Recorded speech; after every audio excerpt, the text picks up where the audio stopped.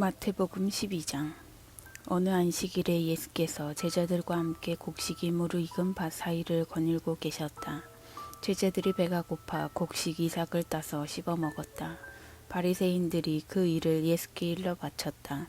당신의 제자들이 안식일 규정을 어기고 있습니다. 예수께서 말씀하셨다. 정말이냐? 너희는 다윗과 그 동료들이 배고플 때의 한 일을 읽어보지 못했느냐? 그들이 성소에 들어가서 제사장들 외에는 아무도 먹지 못하게 되어 있는 제단에서 갓 물려낸 빵을 먹지 않았느냐? 또 너희는 성전에서 직무를 수행 중인 제사장들이 매번 안식일 규정을 어기는데도 죄가 되지 않는다는 것을 하나님의 율법에서 읽어보지 못했느냐? 여기에는 종교 이상으로 훨씬 많은 문제가 걸려 있다. 너희가 만일 나는 경직된 의식보다 유연한 마음을 더 원한다고 한 성경 말씀의 뜻을 조금이라도 안다면 사소한 일로 이렇게 트집 잡지는 않을 것이다.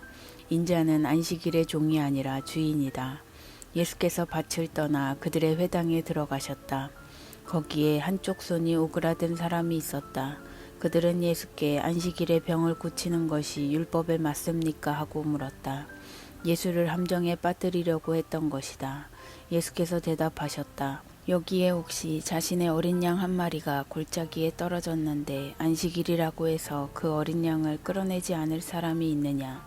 하물며 인간에게 친절을 베푸는 것이 짐승에게 친절을 베푸는 것만큼이나 율법에 맞지 않겠느냐? 그러고 나서 예수께서 그 사람에게 말씀하셨다. 내 손을 내밀어라. 그가 손을 내밀자 그 손이 다 나았다. 바리새인들은 발끈해 나가서는 예수를 파멸시킬 방도를 흥분하며 이야기했다. 예수께서 사람들이 자기를 붙잡으려는 것을 아시고 다른 데로 가셨다.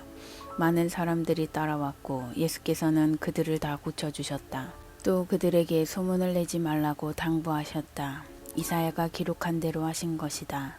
내가 신중히 택한 종을 잘 보아라. 나는 그를 한없이 사랑하며 기뻐한다. 내가 내 영을 그 위에 두었으니 그가 모든 나라에 정의를 선포할 것이다. 그러나 그는 소리 지르거나 목소리를 높이지 않으며 길가에서 소란을 피우지 않을 것이다. 그는 누구의 감정도 짓밟지 않으며 너희를 궁지에 몰아넣지도 않을 것이다. 어느새 그의 정의가 승리할 것이며 아득히 먼 곳에 믿지 않는 사람들까지도 들려오는 그의 이름만 듣고도 희망을 품게 될 것이다. 그 후에 사람들이 귀신 들려 눈멀고 기먹은 불쌍한 사람을 예수 앞에 데려왔다. 예수께서 그를 고쳐 시력과 청력을 되찾아 주셨다. 그것을 본 사람들이 감동했다. 이 사람은 다윗의 자손이 틀림없다. 그러나 바리새인들은 그 보고를 듣고서 빈정대며 말했다. 마술이다. 소매자락에서 마귀의 속임수를 끄집어낸 것이다. 예수께서 그들의 비방에 맞섰다.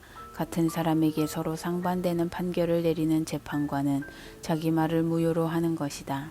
늘 싸움질하는 가정은 무너지게 마련이다. 사탄이 사탄을 쫓아내면 어느 사탄이 남아나겠느냐. 너희가 나를 마귀라고 욕하며 마귀 쫓아내는 마귀라 부른다면 너희의 귀신 쫓아내는 자들에게도 똑같이 욕이 되지 않겠느냐. 그러나 내가 하나님의 능력으로 악한 귀신들을 내쫓는 것이라면 하나님 나라가 확실히 여기 있는 것이다.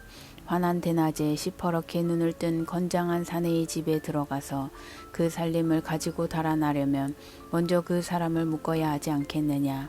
그를 묶으면 집을 깨끗이 털 수 있다. 이것은 전쟁이며 중립지대는 없다.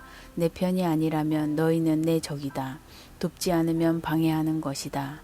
용서받지 못할 말이나 행동은 없다. 그러나 너희가 고의로 하나님의 영을 끝까지 비방하면 너희를 용서하시는 바로 그분을 물리치는 것이 된다. 너희가 어떤 오해로 인자를 거부하면 성령께서 너희를 용서하실 수 있다.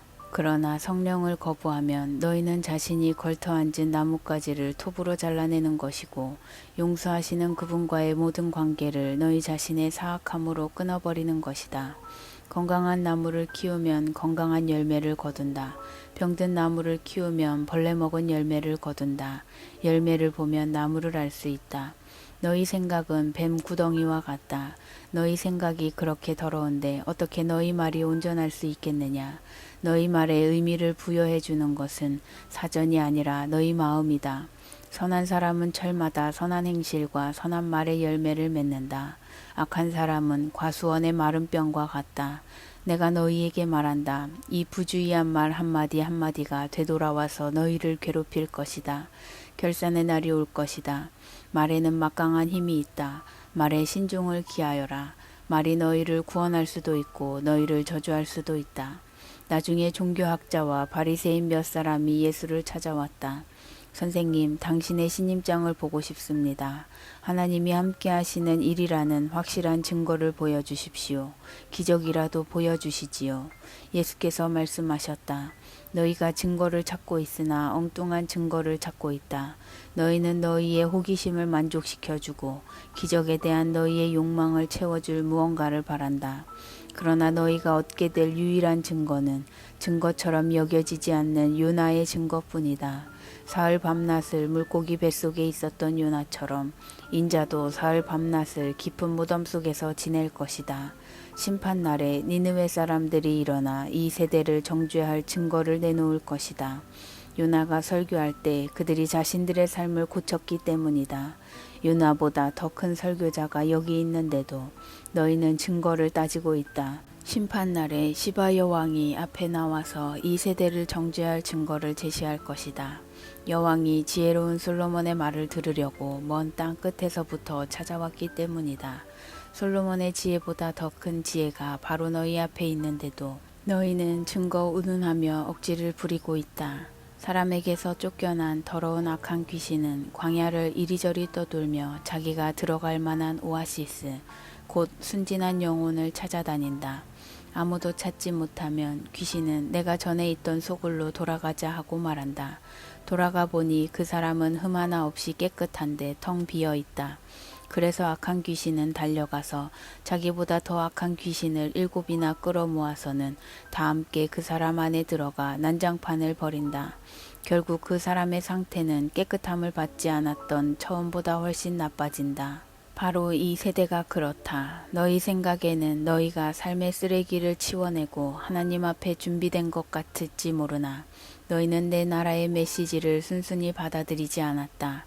이제 온갖 마귀가 다시 들어오고 있다. 예수께서 아직 무리에게 말씀하고 있는데 그분의 어머니와 형제들이 나타났다. 그들은 밖에서 예수께 말을 전하려고 했다. 누군가 예수께 말씀드렸다. 선생님의 어머니와 형제들이 이야기하려고 밖에 있습니다. 예수께서 직접 답하지 않고 이렇게 말씀하셨다. 내 어머니와 형제들이 누구라고 생각하느냐? 그러고는 제자들을 향해 손을 내미셨다. 잘 보아라. 이들이 내 어머니요 형제들이다. 순종이 피보다 진하다. 내 하늘아버지의 뜻에 순종하는 사람이 내 형제요 자매요 어머니다.